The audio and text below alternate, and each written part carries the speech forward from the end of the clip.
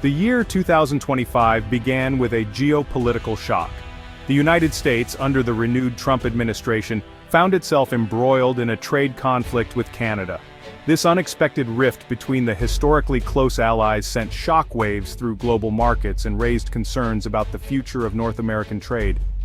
The dispute, rooted in long-simmering trade imbalances and amplified by protectionist rhetoric, highlighted the fragility of even the strongest bilateral relationships. It underscored the importance of open dialogue and the need to navigate differences with care. The conflict had immediate and far-reaching consequences, impacting businesses, consumers, and the political climate on both sides of the border. The Trump administration, in line with its America First policy, announced a series of tariffs targeting Canadian imports. These tariffs, primarily affecting steel, aluminum, and lumber, were justified by the administration as necessary to protect American jobs and industries from unfair competition. The administration argued that Canada was dumping subsidized goods into the U.S. market, harming American producers.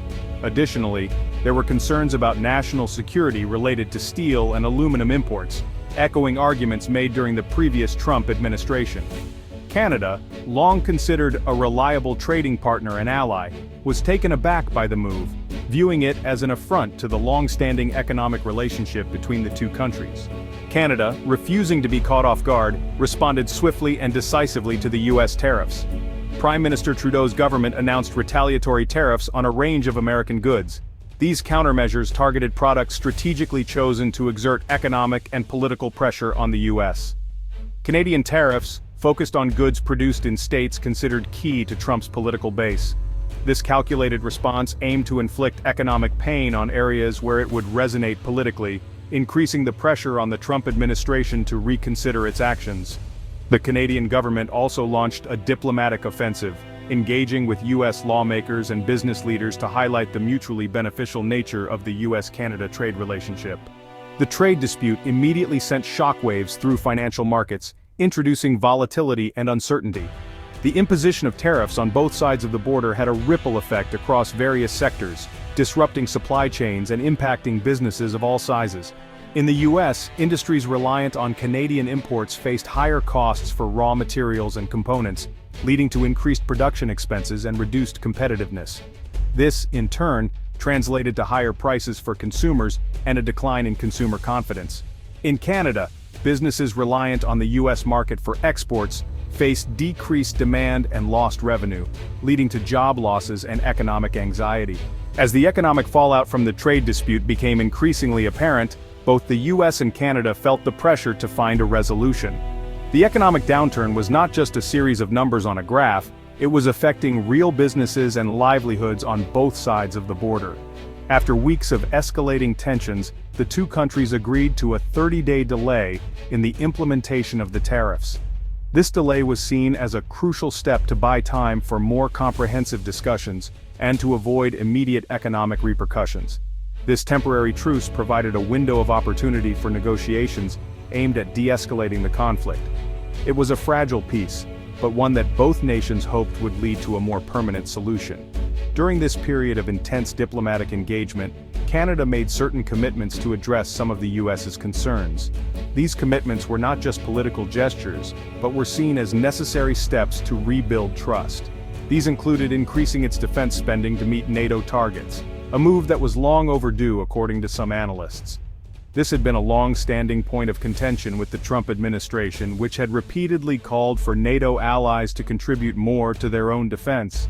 Canada also agreed to work towards reducing its trade surplus with the U.S., a complex issue that involved multiple sectors and industries. Although the specifics of how this would be achieved remained unclear, the commitment itself was a significant step forward. Both nations knew that the road ahead would be challenging, but this fragile truce was a necessary first step towards a more stable and mutually beneficial relationship. The trade dispute with the U.S. served as a wake-up call for Canada, highlighting the vulnerabilities and risks associated with over-reliance on a single trading partner. This situation exposed the fragility of Canada's economic stability and underscored the urgent need for diversification. It prompted a strategic re-evaluation of Canada's economic relationships and a determined effort to diversify its trade portfolio. The government and businesses alike recognize the necessity of forging new alliances and expanding into untapped markets. Canada, under Prime Minister Trudeau's leadership, made a concerted effort to strengthen ties with Asia, a region experiencing rapid economic growth and offering vast opportunities for trade and investment. The dynamic economies of Asia presented a promising avenue for Canada to reduce its dependency on the U.S. market. This pivot towards Asia involved deepening existing trade relationships with countries like China, which is one of the world's largest economies and a significant player in global trade. Japan, with its advanced technology sector, and South Korea, known for its robust industrial base, were also key targets for strengthening economic ties. Additionally, Canada explored new opportunities in Southeast Asia, a region with emerging markets and a growing middle class, which could drive future demand for Canadian goods and services. Recognizing the growing global demand for liquefied natural gas, LNG, Canada sought to position itself as a key supplier in the energy sector. The government initiated several projects to develop LNG export terminals, aiming to tap into the lucrative Asian market where energy needs are rapidly increasing. The development of LNG export terminals on Canada's west coast gained momentum, with significant investments in infrastructure to support this new trade direction. By capitalizing on the lucrative Asian market, Canada aimed to secure a more stable and diversified economic future, reducing its vulnerability to external shocks and ensuring long-term prosperity. The trade conflict of 2025 marked a significant turning point in U.S.-Canada relations, shaking the very foundation of their economic partnership. This conflict exposed deep vulnerabilities and tested the resilience of the long-standing partnership between the two neighboring nations. While a temporary truce was eventually reached, it was clear that the underlying issues that ignited the dispute remained largely unresolved. The tensions were palpable, with protests erupting against trade policies and news headlines capturing the ongoing strife. Politicians found themselves in tense meetings, struggling to find common ground. Rebuilding trust and restoring the relationship to its previous level of closeness would require sustained effort and genuine commitment from both sides. The experience underscored the importance of open and honest dialogue, as well as a commitment to finding mutually beneficial solutions that could stand the test of time. It also highlighted the necessity of collaborative teamwork and the value of diverse perspectives in crafting effective trade policies. The conflict brought to light the interconnectedness of the North American economy, emphasizing that the prosperity of one nation is deeply tied to the other.